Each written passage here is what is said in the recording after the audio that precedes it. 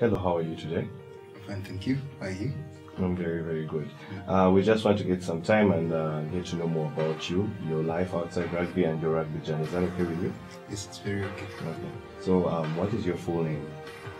My name is Nkore, William Nkore, though most people prefer to call me by William Nkore.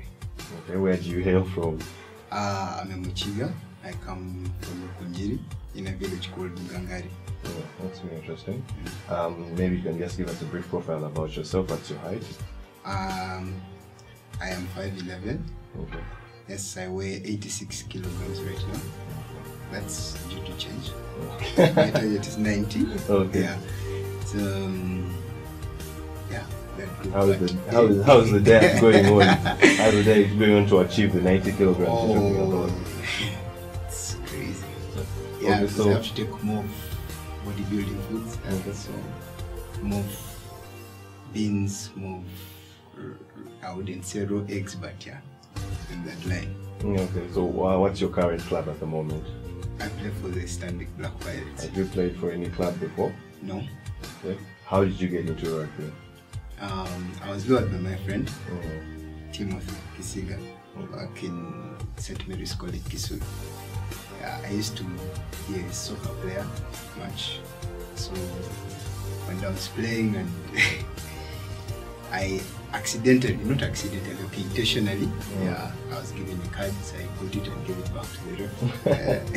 Told him why chasing you off the pitch, it should be you because you're unfair. So the coach then used to tell me, why do you have this much anger in such a sport? Why don't you come and try rugby?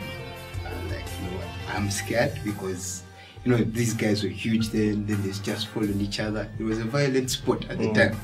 Yeah, and I couldn't imagine telling my mother, hey, I'm playing rugby. She would freak out because the first thing she told me is like, don't play that sport. Of all sports, don't play that one. Yeah, that's very interesting. So before we get into anything further, maybe we can just find out about your life, early background. Where did you come up from, and how did that happen? How did you come to where you are right now? Yes, I was born in Kampala. I was raised in Masaka by my father. My mother was in Kampala and also Masaka over the weekend. So I spent most of my early life playing multiple sports. I'd play cricket, I'd play football, I'd play table tennis. Was what I loved growing up. Badminton. So sport has been a part of me since I was young. And my father always wanted me to play sport. Actually, it was key for me getting to primary school there. He said if they don't have a pitch, there's nowhere these guys are going. So he decided to take me and my brother to that school, Uganda Matters. Okay. That's where I picked up from, got good grades, and then went to St. Mary's College. That's when I started playing rugby. Okay, that's very interesting. So maybe just walk us through that your rugby journey from St. Mary's College. So from that point where Mr. Mutebi found you being a very disciplined football player. So how did that walk us through that journey from St. Mary's up to now Pirates, where you are? Yes, it started off in the National Schools Games in Lira. Which year was it? That was 2014. Okay. So this was when he picked me. It was 2013, towards the end of the third term. So this was 2014. He tells me, hey, I want you to be my scrummer. So I told him, I've just learned the sport. Yeah, I was more of a touchy guy. Then that's when I tried to pick some interest. I was like, I don't think I can manage. He told me, no, you can. Luckily for me, there was a scrum off then, but then he was expelled. So that left me to play. But then, because I was amateur, they played Timothy ahead of me.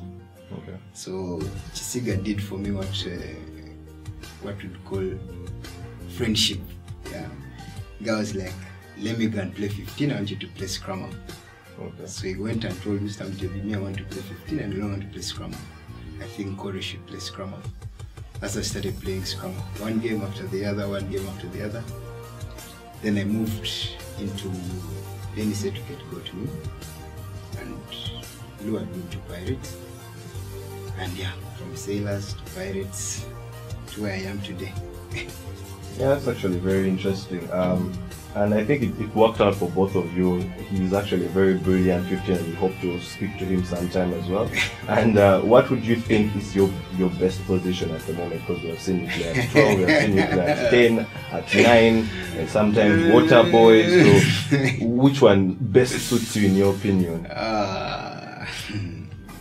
See, of late I started playing 15. It's fun. Yeah, I find it easy for me. I find more spaces through the lines than the other positions. Though I prefer to play flyer. I want to be the guy in charge. Okay. Yes. So where will Ivan play if he plays flyer? Most times when we are both playing, he plays 12, I play 10. Oh, that's very interesting. Yes. Yeah. Okay. Just going through. Any leadership roles in Pirates at the moment? Yes, I'm part of the leadership team in Pirates. Occasionally I'm an assistant captain here and there when the guys go. Though people don't notice though. Yes, but once in a while when the captains are off, let's say Nathan is off, it's a Kratos go like, coach will tell me, hey, I need you to take charge of the boys. Tell us about the experience of playing with Pirates on and off the pitch. How is the environment in the Pirates camp? How is it like playing with the likes of guys that you play with every day and having to live your life with these guys? Amazing. It's family to me. Yeah, I wouldn't say I don't see myself beyond them, but they are family for me. And everything about family is that you keep the bond together, it grows on and off the pitch, and that's a thing for me. I love those guys, they love me too, I think. I don't know, but yeah, but we get on and off the pitch, and I wouldn't ask for any other teammates except them. They are the best I have. Okay. Tell us about your national team engagement. What have you so far done for our country? And let's first start with that. National team. First of all, playing for the national team is a dream. Yeah, for any young lad. Growing up, I wanted to play cricket. I wanted to play on the cricket national team. That was my goal. But then, of course, things change. Yeah, life takes you another path. So I started playing rugby, and I've always admired playing in the seventh setup. Yeah, I've always wanted. From when we were in school, we used to say, I want to be like that guy. We used to say, I want to be like Philip. Yeah, it was Philip then. Like, I want to be like Philip. Yeah. Come step guys, people see you, yeah. Then it was about the girls, they see like, hey, this guy is good, eh? So it's no longer about the girls? No, now it's beyond them. But are they still a factor? No, not really. Yes, okay. Now it's about passion and wanting to be better as a person. The girls are a bonus, but So you're featured on the seventh team. Which tournaments have you played so far? Yes, I played in the Safari Sevens. Kenya twice. I also played in the World, the Challenger Series in Chile and Uruguay. Tell us about that experience of playing people who are like usually twice your weight and twice your size. How do you cope up with that pressure? I didn't know I was small until I reached there. And I used to hide in height, being tall a bit. But then I figured when I went there, the guys are bigger than you, they are faster than you, they are stronger than you. Stuff. And the game I was given the note to go ahead with. Coach told us like, hey, you can't do your stuff. He told me, hey man, do what you do best. He said to me that it was a hot game. Which game was this? It was Hong Kong. The guys were finishing us off. I said, coach. But I took the chance. I said, let me do it. After all, the coach said, do what you do best.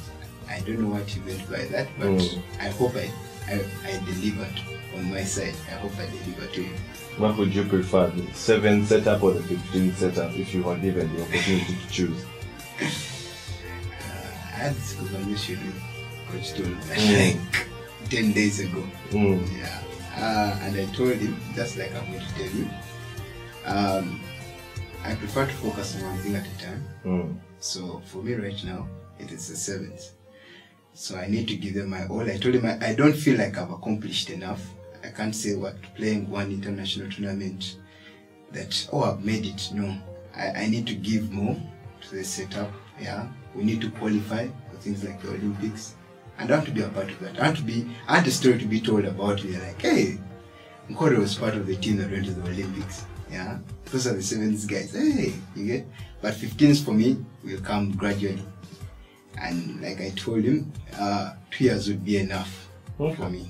I think I'd be more mature in the game, and I think it's all about maturity in 15s. Otherwise, the experience is needed. I don't want fans to cry. I want them to be happy. I've been a fan before, and crying is true. Yeah. The beer doesn't even taste good when things are not good. So I want everyone to be happy. So I want to get into that setup of 15s when I'm there. Let everyone be like, yeah, I give everyone hope. And then we're going to win. Yeah, that's very good to know. Tell us about your life outside rugby. What do you do? Who is William outside the rugby pitch, outside rugby circles? Well, I'm a graduate in the Bachelor's of Law at Uganda Christian University. I'm a lawyer, I would say. Yes. Outside rugby, I spend most of my time with my friends, the skins, the sports guys. But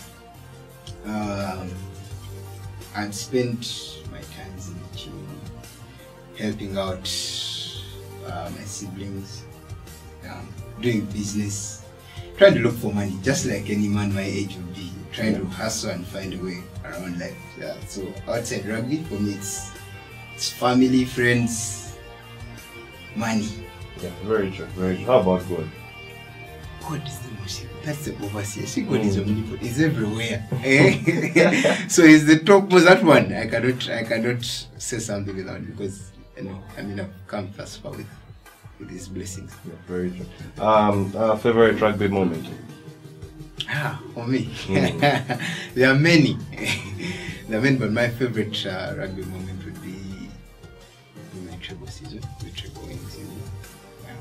Because that's the time I actually got to play at fire. Even when I didn't expect it, the games were, Coach Bobby would say, hey, you'd intentionally delay. I won't tell you not to come, then they play me ahead of him. Then going ahead to win it, it was everything for me then. Yeah, I may not have done much, scored much when I was younger, but it gave me direction. Yeah, that's why I would say it's my best moment. Yeah, that's very good. Actually, that treble winning season was quite a spectacle from a very young and very passionate team. Yes. What was or what is your worst rugby moment? My worst rugby moment. It's a big blow, by the way. Yeah, it was a big blow to me. It was in 2018. Yeah, we're training for sevens and the national team. I don't know what happened. I was just told what happened because I'd passed out at the time. I happened to pass out during training. I just lay flat there. And it was competition week, and that was definitely a drop. There was nothing I would do about it. It was a grade 4 concussion, so it rolled me out. And I had put in so much at the time. I was like, let me just give my best. If they had to drop me, they would drop me maybe because I'm small, but I tried my level best. I did everything I could, and then 1 week to choosing the team, I wouldn't say I lay lifeless, but it was painful. Yeah, I understand. But these challenges that we get are actually what define us as people. Yeah, we just get up. If you, as long as you don't choose to stay down, you get up and just continue. That's the mark of character. That's what brings about character, in my opinion. At least that's what I think. It was painful, given the fact that when I got back up, my team, I could see them from my training. The ones I was training were very far from me, and they were all scared. My friend, I think I couldn't even see. The guy left. He was there, said like, no. He said, man, Suji has died. So when I'm told that story, it hits back because for about a month or two, I wasn't fine. And like me, why does it have to be? Actually asked God, why me of all people? Couldn't it be someone else? Why do you have to choose me? Yeah. But then I guess those things have to happen. Yeah, definitely. Yeah. Yeah, but anyway, at least you're back better and stronger now. Yeah, true. Yeah. Yeah, so anyway, tell us, in life, who do you look up to? Who is your role model? Life? Yeah, generally. Off the pitch. Off the pitch. I'd go with Marvin. Marvin Odong. Yes. Why? Character. Yeah. Marvin is the kind of guy you say, man, this guy, he's bold, he's smart, yeah, he's an alpha male, he's everything. I would say, yeah, like he's inspirational, yeah, he's the kind of guy who would come to you and say, hey, William, what's going on?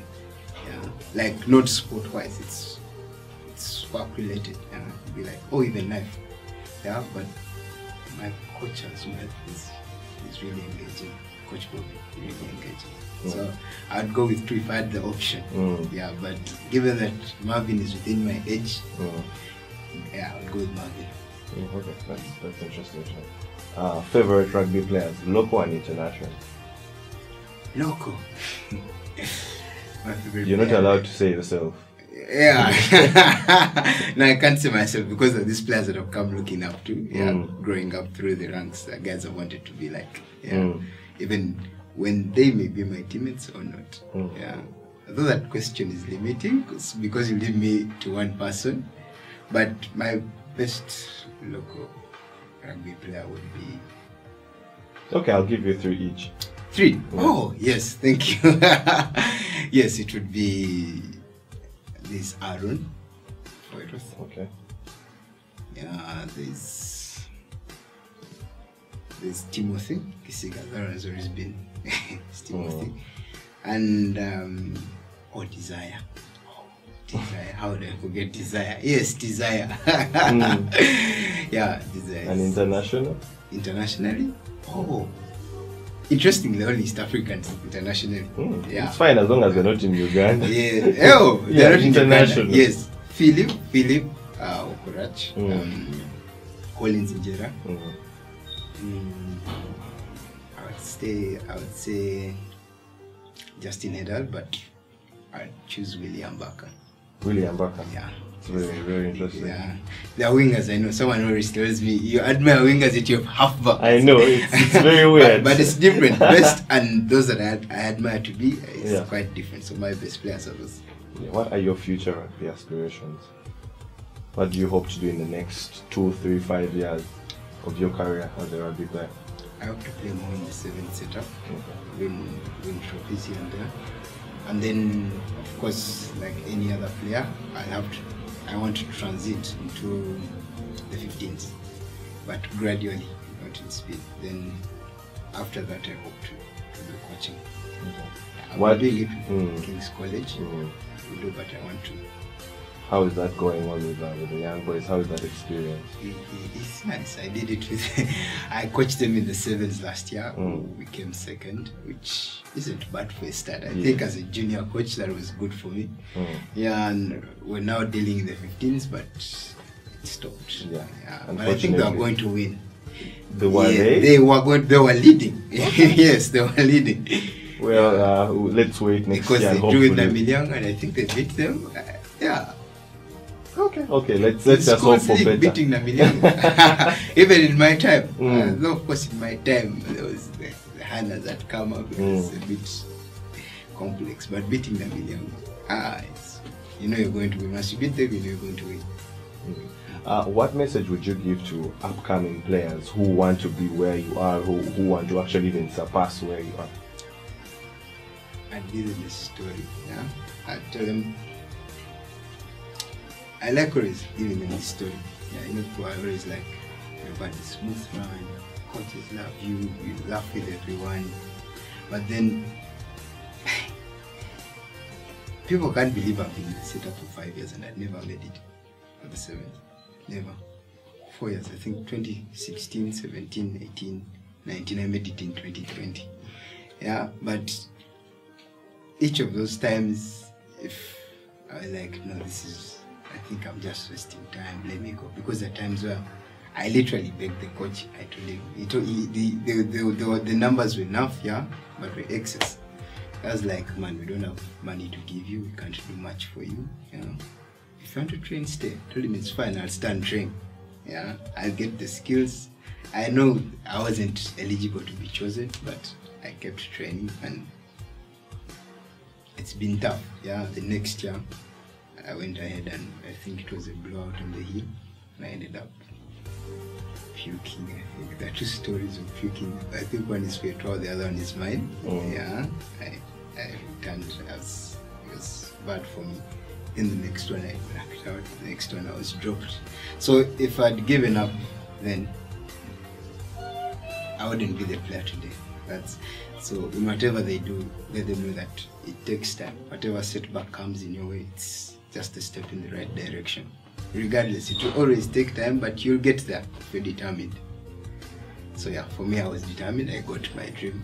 Now I need to keep the dream. Yeah. That's very, very inspiring, actually. Yeah. So, and finally, I will ask, what message do you have to the fans, Pirates fans, and to Uganda rugby fans in general? So the reason the sport is here, yes, there are the other stakeholders in the sport. There are fans, there's a union, and there's players. So the fans make us move places. They make us want to own the pitch, want to win for them. Like I said, I don't want to see anyone cry. I wouldn't want to see you cry. So yeah, especially me, I'm really ushering into a fan these days a lot more. Yes, so I wouldn't want to do that. So the fans, the energy keeps us going. So let them keep doing that. Yeah, we may not be there yet, but we shall get there sooner than later. Okay. Well, William, thank you for your time, and thank you for being part of the Kratos Player Profile. Thank you for hosting me too. Yeah, it's a pleasure. Yeah, cheers.